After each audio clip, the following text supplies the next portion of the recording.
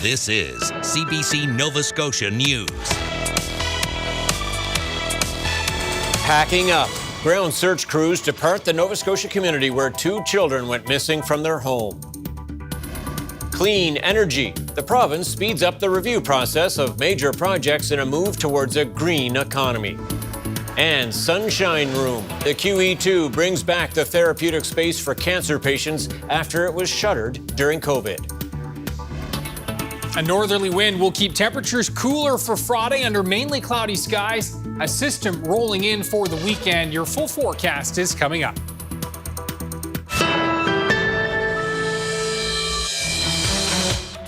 A police investigation is continuing as a smaller search for 2 missing children in rural Pictou County has dragged into a 7th day, with no sign of 4-year-old Jack Sullivan and his 6-year-old sister Lily Sullivan.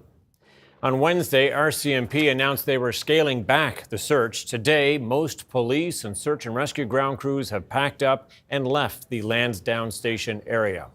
The siblings were last seen Friday in the community. It's believed they may have wandered into a heavily wooded area. Authorities say the terrain, weather conditions, and the length of time missing means it is unlikely that the pair is still alive. However, they are not ruling out an abduction or foul play.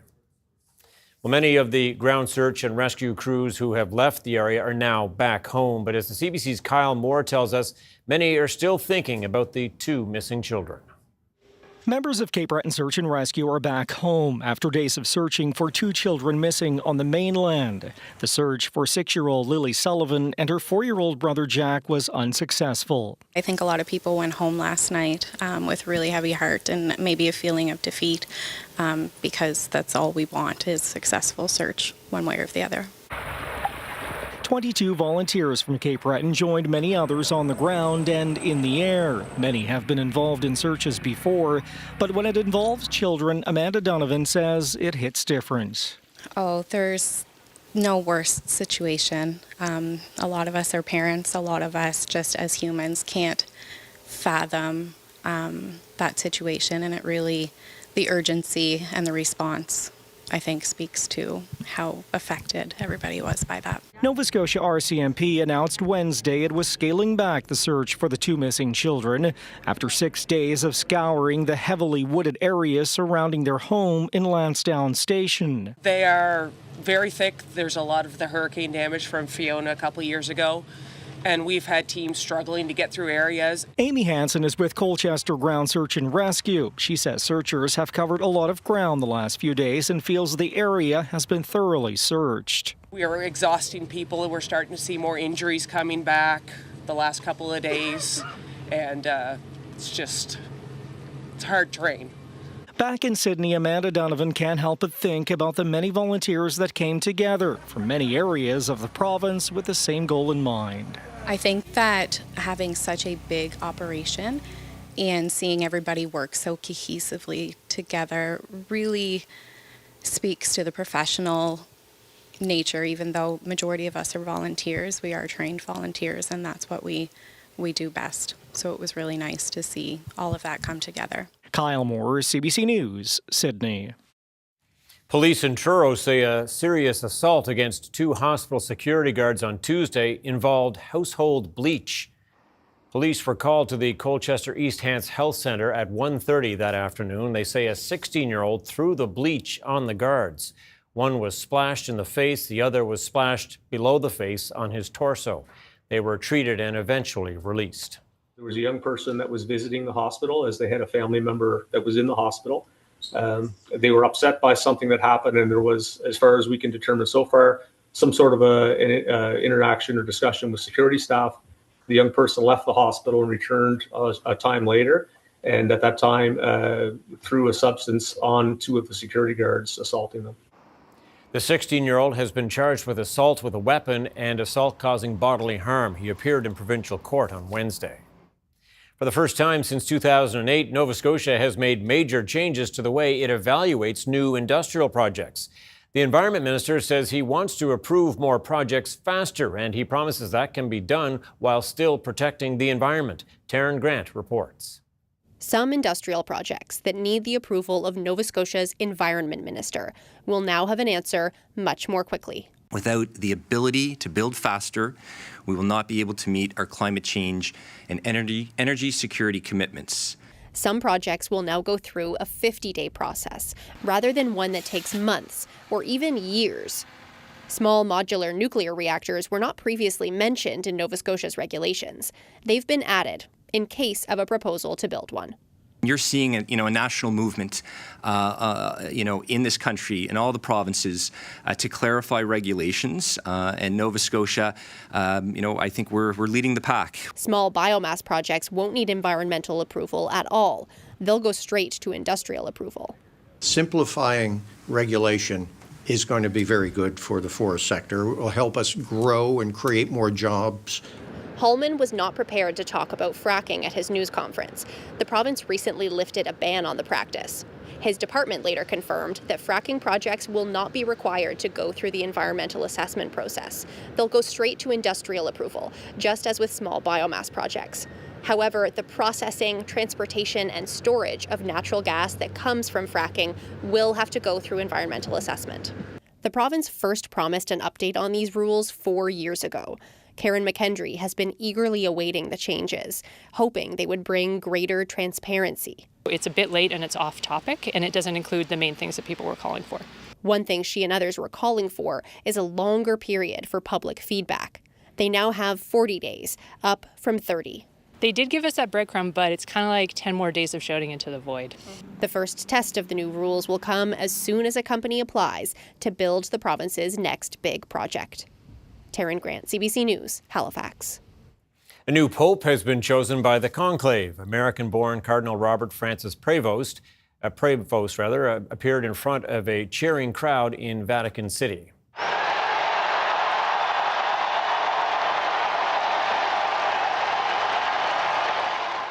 Prevost is elected as the first American pope in the 2,000-year history of the Catholic Church. Born in Chicago, he has spent much of his career as a missionary in South America and most recently led a powerful Vatican office for the appointment of bishops. Prevost is the 267th pope and has chosen the name Pope Leo XIV.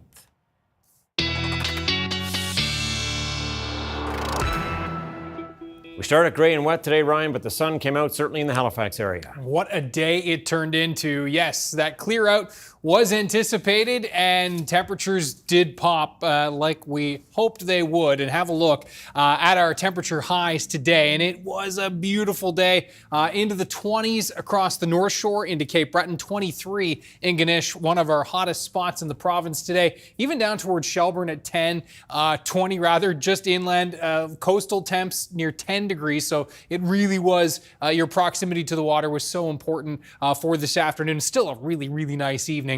Now, a little reality check for Friday. We have the northeast winds coming in. So from the 20s across the North Shore into Cape Breton into the single digits for Friday with that northerly flow. A pretty cloudy day overall. We'll see a chance for a shower or isolated drizzle into the afternoon along the Atlantic coastline. That's ahead of our next system, which will be approaching. And so we're watching that again, skirting off to the south, and then it will really start to roll in for the weekend. We've got some wet weather on tap, particularly for Saturday afternoon into the evening. And then we're looking at a clear out, gradual clear out for Mother's Day. We'll walk you through that with your 7-day coming up. The mothers are watching, Ryan. It's true. Okay, thanks so much. We'll see you later. In Chester, the foundation is almost complete for a new nursing home. It's one piece of a large project led by the province to put more long-term care beds in communities outside the metro area. Carolyn Ray has a story. It's just the first steps, but the sight of these construction workers is long overdue. The new Shoreham Village in Chester is starting to take shape. It's a new nursing home right next door to the current building, which is showing its age. It'll be nice to have that reinvigoration of energy coming in. The team, the residents, the community has been looking for this facility, and the building itself represents so much. This project was first announced 4 years ago by then Premier Stephen McNeil. But at the time, the facility didn't know if they'd be repairing this 50-year-old building or starting from scratch. But when the PC government took over, it quickly determined that this old nursing home didn't meet new COVID safety measures. All of the rooms are shared.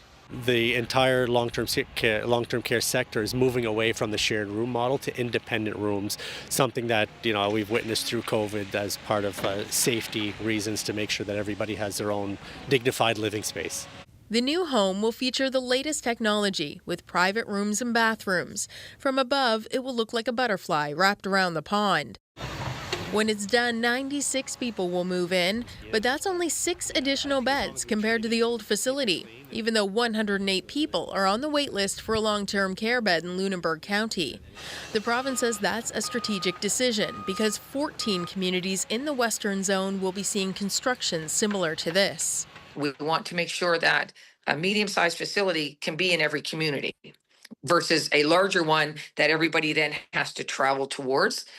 We want people to be able to get to that family member as easily as possible. For the people who live in the area, the new nursing home can't come soon enough. This is a really important project for them. It's been nearly 2 decades in the making where they've realized that they need a replacement facility.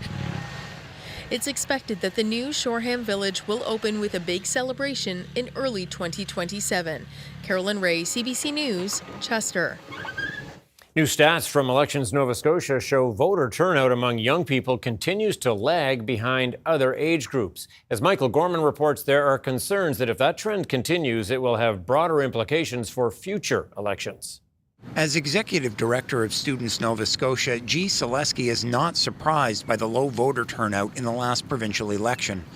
Data released this week by Elections Nova Scotia shows just 16.6% of people between the ages of 18 and 24 voted. It was 23.8% for people ages 25 to 34. Selesky says there are a variety of reasons why young people might not vote, including a lack of understanding about how and where and when to cast their ballot. I think the second piece is a lot of students don't see their needs represented in political or government decisions consistently. And I think for them it feels perhaps like voting maybe won't have the impact that they want to see in their community, and so they're not getting to the polls. This political scientist says government has an important role to play in addressing the issue. She says a lack of engagement at an early age could mean disengagement amongst voters throughout their lives. It is entirely the role of the government to invest in the health of democracy, including ensuring that people have that sense of civic responsibility at a young age. Because voting is habit forming. If you don't do it when you're young, you're probably not going to pick it up later. The province's minister responsible for youth agrees. Leah Martin says it's important for the government to listen to young people and act on what they hear. But Martin says she's also encouraged by the high voter turnout in the recent federal election, something she hopes is the start of a more positive trend for future votes. Michael Gorman, CBC News, Halifax. Nova Scotia's Department of Advanced Education has asked Dalhousie University to start considering starting a new Doctor of Veterinary Medicine program. The only program currently in the Atlantic region is at the University of Prince Edward Island through the Atlantic Veterinary College. Nova Scotia funds 24 seats there. Dalhousie says it will explore the possibility of the new program with its government partners. Experts tell CBC potential barriers include the high cost of setting up a program. And with a shortage of vets in the region, there is the question of how difficult it will be to find instructors. Officials with the provincial government are reviewing a feasibility study on commuter rail in Cape Breton. The study is currently under review and it will focus on the Sydney area. It considers an everyday commuter rush hour rail that could run from Sydney to Glace Bay or as far as the airport or Cape Breton University. The province gave Cape Breton University $610,000 last year to lead the work. The province says any future project would likely require funding from all 3 levels of government. A valuable support space for Nova Scotia cancer patients in Halifax is reopening after it closed down during the COVID-19 pandemic to be used for critical treatment. The Sunshine Room is a donor-supported and volunteer-led facility that has provided a range of services to people for about 20 years. Gareth Hampshire has that story. The Kiwi 2's newly renovated Sunshine Room will support hundreds of cancer patients in its specially designed space on the main floor of the Centennial Building. It's here where those going through grueling treatments can get a range of free services like massage therapy, hairstyling, and wig fitting. Ron Turnaway, who has incurable blood cancer, was a patient here 10 years ago. This is an oasis of calm and peace and quiet in an environment that's chaotic, where you're lining up, where you're taking numbers, where you're being poked, where you're forced to wait. Donations have helped pay for things like the construction, flooring, lighting, painting, and a kitchenette in the new space, which is larger and brighter than the previous room. And Turnaway is now giving back as a volunteer. He got certified in the Japanese relaxation energy therapy Reiki that helps him so much, and will be offering it in the space. Being a therapist really gave me a new purpose in life, really the idea of being able to share energy for the greater good of patients, caregivers, staff, and I felt it myself as well. The QE2 Foundation has provided about $280,000 through the room's history and is continuing to raise funds to support the space. Very often our donors are patients, so they make that connection and understand that, some of those services are vital to the recovery and treatment of cancer patients. The available services are offered on a drop-in basis and provided by a team of about 80 volunteers. And they have been missed. Nova Scotia has some of the highest rates of cancer in the country. In its last year of operation, nearly 4,000 patients were supported in the room. It's nice that we can offer that support, right? Because not everybody has access to those things outside. And so being a patient and knowing that this is here for you, I think just adds to that feeling that we are taking care of you. The Sunshine Room will start welcoming patients again on May 26th. Gareth Hampshire, CBC News, Halifax.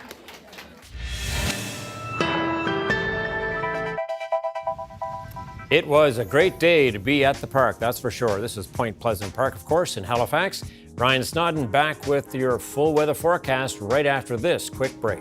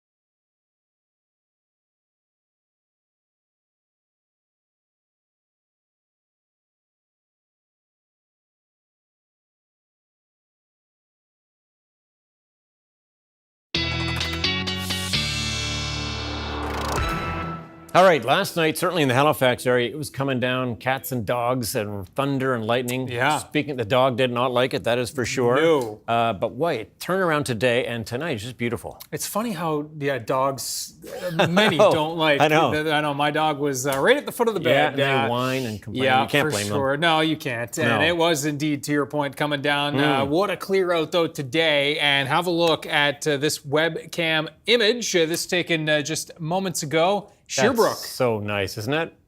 Such a lovely little village. It really is. And a beautiful shot there. Again, Nova Scotia webcams with that. And they've got, again, so many great webcams across the province. So like to dip into some of these. And yeah, beautiful evening in Sherbrooke. Have a look at temperatures up the eastern shore right now. It is right around 15 degrees in the Sherbrooke area.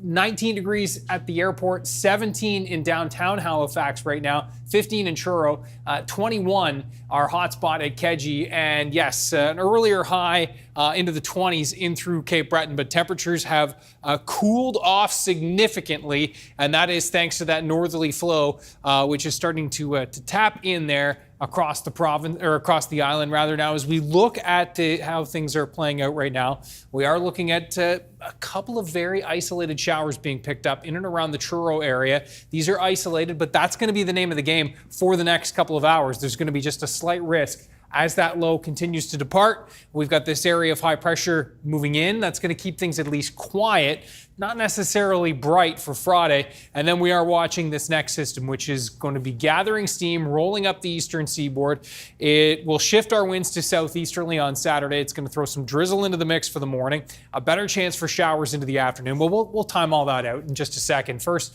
let's have a look at where we are temperature-wise. Look at this heat surging up through the plains into the prairies of Canada. 28 degrees in Regina, 26 in Winnipeg. Temperatures cooling down on the backside of that low, 15 in Vancouver, and yeah, 11 in Toronto, 7 in Quebec City. So we do have some of that cooler air kind of spilling into the region for the next couple of days. Cooler anyway. Temperatures 4 to 7 to 8 degrees for overnight lows tonight. Those winds indeed from the north and those temperatures taking a hit. And as we look at the timeline here, as we move into the Friday morning time frame, that northerly wind is just going to keep things a little on the cloudy side throughout the day, and temperatures capped in those single digits for Cape Breton and that North Shore. Will squeeze up into the double digits, even some teens, away from that onshore flow. And so places like the Yarmouth, Digby County and Shelburne County, these are going to be our hot spots tomorrow and back towards Keji. We will see a bit of an onshore flow developing into the afternoon, more of an easterly flow, which will likely impact temperatures along that Atlantic coastline. So a heads up on that. Bit of an onshore flow here, again, for Guysborough down into the Port Hawkesbury area, though likely still will be nice and toasty inland and around the Brewer Lakes area. We should be around 13 to 15 tomorrow. Single digits for Antigonish, but Sherbrooke likely 15 tomorrow, and up the eastern shore, similar story for even back towards Musquodoboit and the metro area. Single digits up through Tatamagouche back to Amherst, but Parsboro and in around Cobequid Bay should squeak into the double digits. And then back into the valley, we're talking about temperatures into the double digits and teens. And again, that onshore flow developing here will be likely just enough to keep temperatures cool in places like Liverpool, Yarmouth, nice and 15. Now, the chance for showers, as I said, into Saturday, it's going to be, I think, cloudy with drizzle in the morning with the fog patches, and then the better chance for showers arriving into the afternoon. And this even looks like we could see some rounds of some steadier showers for sure with this. This is going to be shooting through. By the time we get to Saturday evening, we will, later Saturday evening, start to see a bit of a break. Temperatures fairly mild on the leading edge of this system, and you can see that will then push out into Sunday. Lingering chance for showers in the east on Sunday, a better chance that we'll see some sunshine breaking through into the southwest. Rainfall totals for Saturday and into Sunday morning, kind of looking at a widespread 10 to 20 millimeters here. A little less, a little more in some pockets, a little more definitely down towards the south and west. So those isolated chances for showers on Mother's Day, but should see some sunshine breaking in into the afternoon, especially in the southwest, Tom. And then temperatures looking a little more optimistic as we work our way into mid to late next week. That is looking pretty good. Okay, Ryan, thanks so much. Thank you.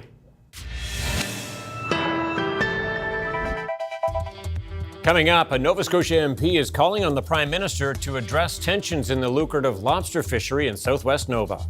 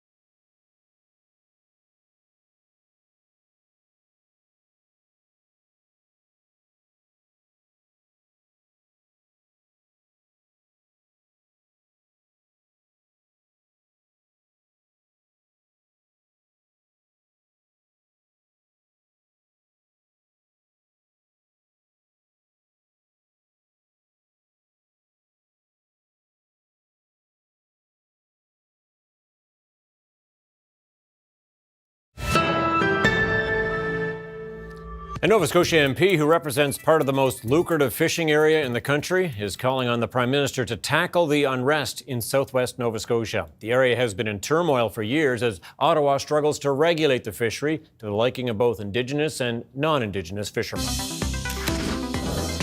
Krista Entremont is the recently re-elected Conservative MP for Acadie-Annapolis, joining us from the airport in Montreal. Sir, you're on your way back to the riding, but not before you sent a letter to the Prime Minister. What are you trying to accomplish with him? Well, during the election, both the Liberal candidate and I talked a lot about the lobster fishery in southwest Nova Scotia. The challenges that they're having this season, it seems like stocks are way down. The fishermen are not catching anything. And this is because there's been, I believe, and fishermen believe that since there's been an unreported fishery going on for a number of years, that it's really starting to impact the stocks for the commercial fishery. So it's a big question, but how do you go about starting to make the lobster fishery more sustainable? Well, ultimately, we have to have a good idea of actually how much lobster is being taken out of those areas. Since it's been unreported, the commercial fishery does have to report all of their catches, so that when they do stock assessments, they actually have an idea of what's there. In this particular case, because of the summer fishery, there is no reporting, so we don't know how much is being taken out.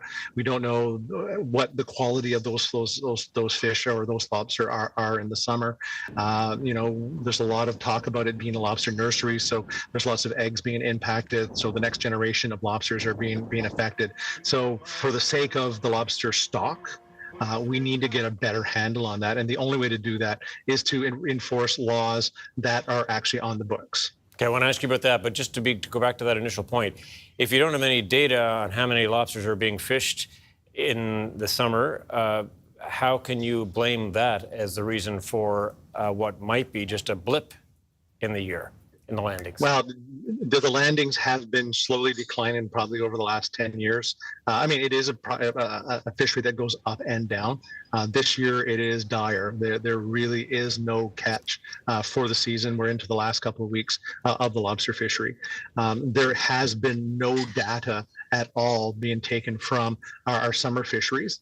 We understand the challenges it has with food ceremonial and social opportunities. This is possibly an indigenous fishery, but what we've been seeing is far larger than that. So there's a legal activity going on, and Department of Fisheries really has to get a handle so that we have an idea of where that stock is for the future. Fisheries officers have, in the past at least, expressed concerns for their safety, reports of some of them refusing their duties. How do you go about fixing that? Well, we need to support them in their mission. We need to support them with the equipment and the methods to be able to execute their jobs. But at the same time, we need to empower them to actually do it. Give them the clear mandates on what they should or should not be looking for, how they actually react with those individuals that are fishing at this point. Making sure things are tagged correctly, making sure that the lobster traps are set up correctly. So there's a number of things that fisheries should be doing that they're not doing, that they're worried about certain implications. But I think for the sake of the fishery, it is the economy of Southwest Nova Scotia that we really need to get a handle of what's going on. Yeah, so that illegal fishery, whoever's responsible for it, is one thing. But of course, the struggle has long been to regulate the fishery in a way that satisfies both commercial and Mi'kmaq communities. So what's your answer for that? Correct. Well, ultimately, we all need to sit down and actually have an adult conversation for the sake of that fishery. So we really need to be able to sit down and understand where the product is going, how much is being taken out, what the strength or the health of that fishery actually is. So, DFO really has to be, participating in the stock assessments and understanding what those stock assessments actually are, what the quality of that product is, where are we going? There are far too many questions that need to be answered. So I'm calling on the Prime Minister today to, sit down. We need to be able to talk about this, whoever that new Minister of Fisheries, if it's Ms. Thompson or not. We really need to be able to sit down and plan ahead of how to truly tackle this so that all participants in the fishery have an opportunity to make a living. Okay, we'll wait to see what kind of response you get to that. On another note, you are campaigning to be Speaker again. Why do you want that post again? Well, I think ultimately it's an interesting place to be. I've had the opportunity to be the Deputy Speaker over the last number of years. I think I've set up a fairly good rapport with many people in the House. It's an opportunity, I think, that's good for Southwest Nova Scotia. It's good for Nova Scotia to be known more on a national stage. So that's why my name is going forward again. We don't know where we're going to end up in the end because, of course, this being a minority government. A lot of people wondered whether the Liberals would come asking for you to come over. Did they ask? I've never been asked, and I don't think that would ever happen in my case. So I've been a happy progressive conservative, and now a happy conservative. So I don't. That would never actually happen in my. So you would not like to be Fisheries Minister in Carney's government? No, absolutely not. So are you an MP who is squarely backing Pierre Poilievre then? How do you feel about a review of his leadership? Well, ultimately, I support him in his mission. We were able to gain a number of ridings across the country. We have a vote share that is higher than even the Harper win back in 2011. We just fell short in a few places, and we really need to review what went wrong and how we're going to be able to remedy that in the future. Any quick fix come to mind for you? I think it's just getting Pierre on the ground. I mean, people didn't know Pierre very well. So I think, we need to step away a little bit from the big rallies and get him into Tim Hortons and visit businesses in local areas and having that more personal touch so that they get to know Pierre the way I know Pierre. We'll see how his campaign goes out west. Chris D'Entremont, thanks for your time. Thanks so much. Coming up, Pope Leo XIV is elected the new leader of the Roman Catholic Church and the first ever American pontiff. And U.S. President Donald Trump announces a trade deal with the UK as tariffs continue to spark economic uncertainty.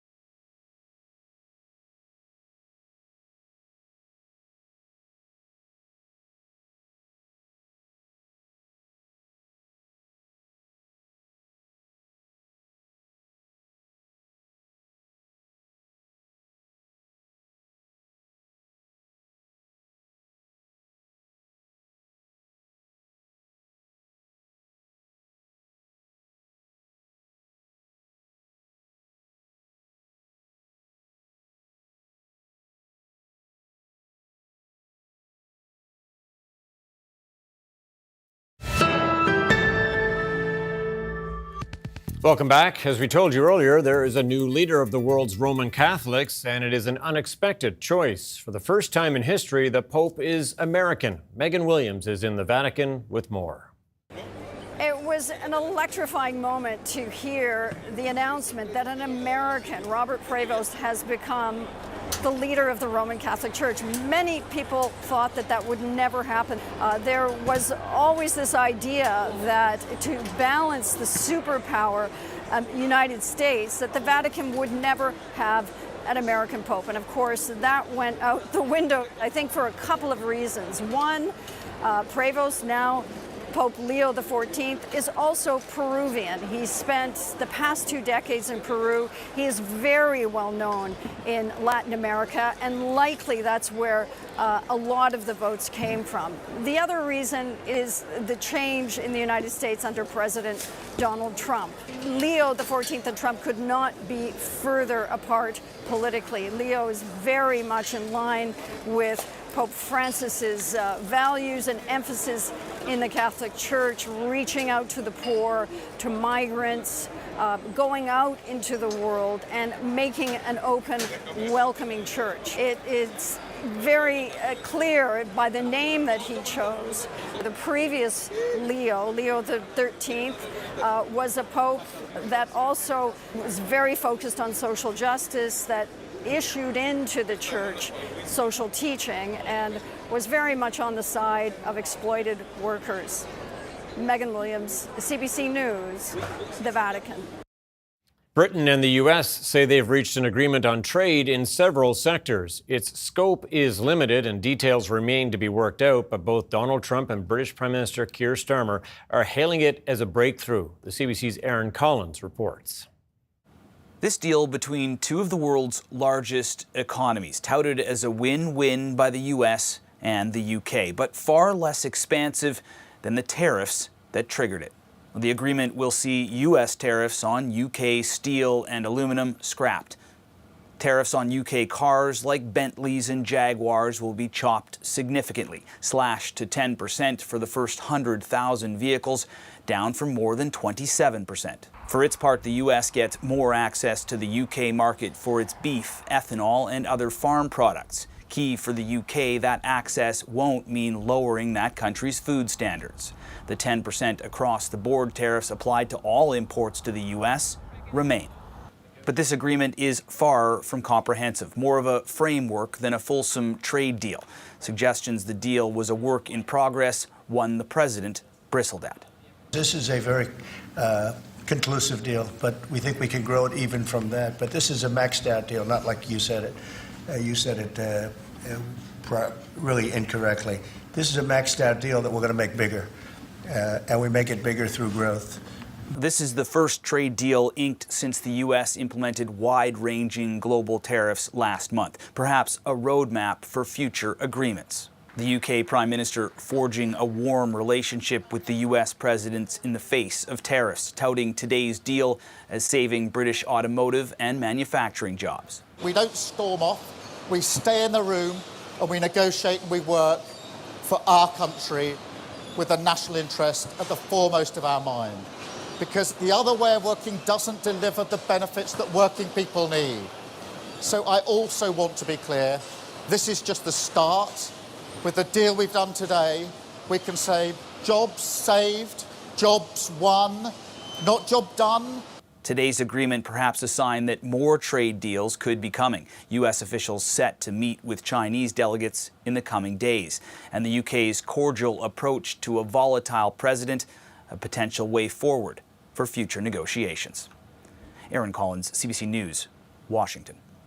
Millions flocked to London to celebrate Victory in Europe Day. The day marks the end of nearly 6 years of war against Nazi Germany 80 years ago. The royal family was central to the celebrations then and now. They gathered with veterans and a very young member of the Churchill family for a special service at Westminster. The CBC's Crystal Gabansing has more. A day of celebration and commemoration as people in central London mark 80 years since the end of the Second World War. At Westminster Abbey, a Thanksgiving service featuring 78 veterans of the Second World War. At a certain point, each one of them handed a white rose by a young individual, a strong effort to connect the generations and ensure the stories of those days of 1945 and all of those tragic and deadly days leading up to victory in Europe aren't lost. Members of the royal family spent a lot of time chatting with those veterans, having intimate conversations, every single one of them. Of course, they also spent time with them earlier in the week. A tea party was held at Buckingham Palace with 30 veterans. One of the individuals taking part in today's service at Westminster Abbey was 10-year-old Alexander Churchill, the great-great-grandson of Prime Minister Winston Churchill, of course, the wartime prime minister who made a famous address announcing victory in Europe. He lit a candle of peace and then performed a reading. Let us pray for peace in Europe and across the world, in our time and for generations to come, for the sacrifice of those who have gone before us, to be honoured in the defence of liberty, justice and peace. Lord, in your mercy. And those honours spilling out onto the streets as well. The cenotaph here on Whitehall, draped in giant Union Jacks, just as it was 80 years ago today, in honour of victory in Europe. Crystal Gamansing, CBC News, London. Cross-examination is continuing at the sexual assault trial of 5 former World Junior Hockey team players in London, Ontario. All have pleaded not guilty. The complainant, known as EM due to a publication ban, faced more questions from the lawyer for one of the accused. Ali Chiasson reports, but first a warning, some details in the story are disturbing. Carter Hart's defense attorney, Megan Savard, says to EM, "I want to talk to you about crying." She's referring to EM's testimony this week that while trying to leave the hotel room, she allegedly heard one of the hockey players say, "Don't let her leave, she's crying." Savard compared that to EM's police statements from 2018, where she claimed the men said, "Come on, don't leave," suggesting, quote, "The reason you invented this story of the men saying, 'Don't let her leave, she's crying,' you wanted it to be more likely that the jury will see this as worse than it was." EM denied this, saying there were several parts in the police statement where she says she was crying in the hotel room and, quote, "I have no reason to come up with a worse version." The exchange between Savard and EM was terse at times. We spoke with Christopher Sharon, the Associate Dean of the Faculty of Law at Western University, about how defense teams have to consider how they come across to the jury. I've seen it happen where a witness is cross-examined to such an extent that it can actually sort of rebound against the cross-examiner or the cross-examiners. People start to feel sorry for the witness, and people start to become a little more forgiving than they otherwise would be of inconsistencies, of errors, of perhaps not being perfectly responsive to the question, simply because they understand a person is enduring a very difficult experience. Daniel Brown, the defense counsel for Alex Formanton, began his cross-examination this afternoon, and that will likely carry on to tomorrow. Ali Chiasson, CBC News, London, Ontario. Measles is continuing to spread across several provinces as public health authorities try their best to convince hesitant people to get vaccinated against the virus. One UK mom is speaking out now about her family's nightmare after her daughter got infected as an infant. Jennifer Yoon reports. A happy, healthy child suddenly gone at the age of 10, killed by a measles infection.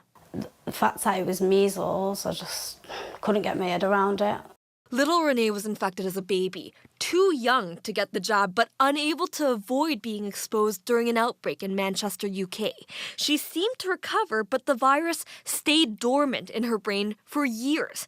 When it woke up, it caused seizures before robbing Renee of the ability to talk, eat, then stay conscious. They told me that it was going to be fatal, and she'd have no brain activity. The disease is called subacute sclerosing panencephalitis, or SSPE. It happens to 1 to 2 people out of 10,000 overall measles cases, though the risk level rises to 1 in over 600 if an infant gets measles before they're 15 months old. There's really not much that you can do. This doctor has treated it in a developing country. We wouldn't normally think about it in our setting, a developed world setting where measles had been eradicated. But now she worries someone might die of measles complications like SSPE in Canada, as the worst outbreak in almost 3 decades rips through unvaccinated children in Ontario. The province has been trying to encourage people to get immunized, yet cases this year continue to multiply faster, mainly in rural farming communities with religious objections to vaccination. These beliefs are deeply embedded. When you have pockets of unvaccinated people, it will spread in those communities. Rebecca's sadness is tinged with rage. She says her child would be alive if others were immunized against measles.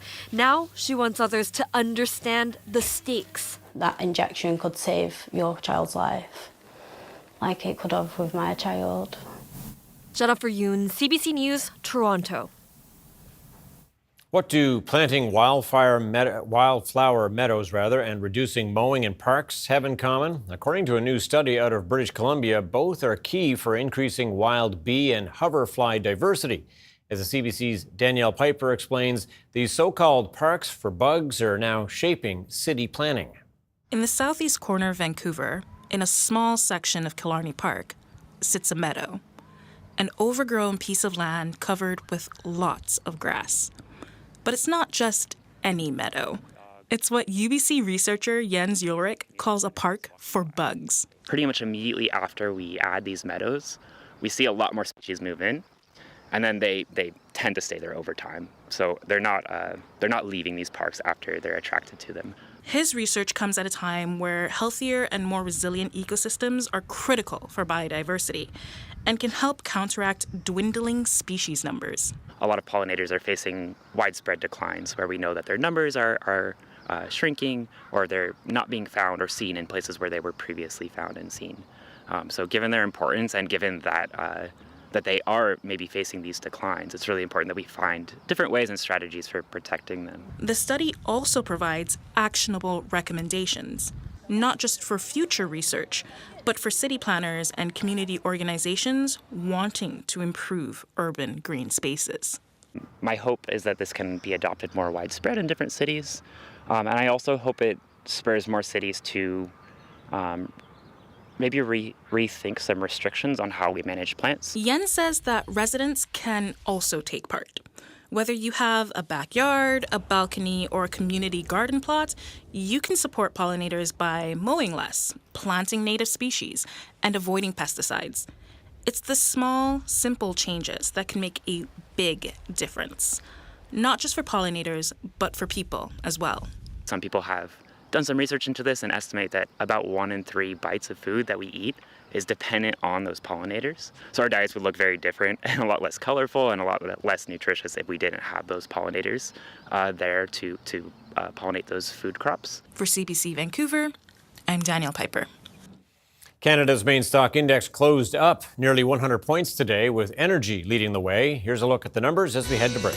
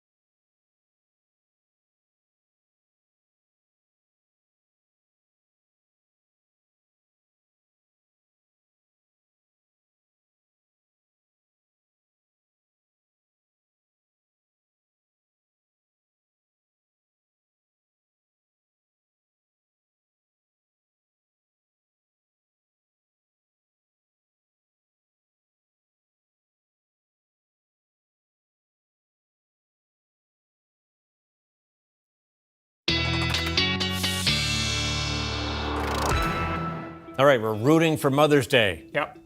A little bit of sun would be nice. Yeah, and listen, if you're in the western half of Nova Scotia, I think there's a pretty good chance that we're going to see some sunshine into the afternoon. Cape Breton and the North Shore, perhaps not so much, as we'll walk you through the timeline here. Have a look at our viewer picture of the day first and foremost, and we'll zoom in back to Cape Breton and North Bay. Now, this was actually one of the hottest spots in the province today, into the 20s, but temperatures have since really dropped there. Bruce Reynolds, and yeah. An added feature with the rainbow. Was that taken today, do you know? Yeah, that was taken yesterday. Taken yesterday, okay, nice. Yeah. Thanks so much to Bruce for sharing this. Ingonish Island, by the way, off in the distance. You just see it there on the horizon. Yeah, beautiful Very spot. nice. Thanks to Bruce. So temperatures tomorrow across Cape Breton, 8-9 degrees, but likely in and around the Bredor Lakes area, we should see temperatures up in the teens inland, shielded from that onshore east to northeast flow. North Shore, cool tomorrow. Inland, we're going to be up into the 12 to 15 range for Friday. Now, as we look at the Saturday forecast, the winds from the south to southeast, and that will keep temperatures cooler along the Atlantic coastline, some fog patches in the mix. It's going to be drizzle initially, maybe even as late as Friday afternoon, as you can see here, with that kind of system and that frontal boundary starting to approach. Drizzle, a pretty good chance for Saturday morning with fog patches, and then really turning damp into the afternoon. And note that kind of the bulk of that wet weather moving out into the evening and overnight. Lingering showers for Sunday, and you can see, especially in the northeast, even on Sunday morning, an isolated chance popping up into the afternoon as things are going to be unstable. We've got colder air kind of moving in aloft, but you can see the western part of the province kind of clearing out. So I do think that's where things will be a little more favorable temperature and sunshine-wise. Little more favorable forecast toward the end of next week. All right, thank you very much for that, Brian. Well, how do you spell proud? Some PEI students are heading to a national spelling bee competition. Grizzly. Giizzly. Correct. Pretty good. The PEI Spelling Bee is a movement to get more kids involved in reading, spelling, and public speaking. Qualifiers for nationals were recently held in Charlottetown. Some of the kids taking part say the spelling bee helps them feel more confident. 3 young Islanders are now studying up for the nationals in Toronto, and the winner gets a cash prize. Go get it. All right, that's it for us tonight. Thanks for watching. We'll see you next time. Good night.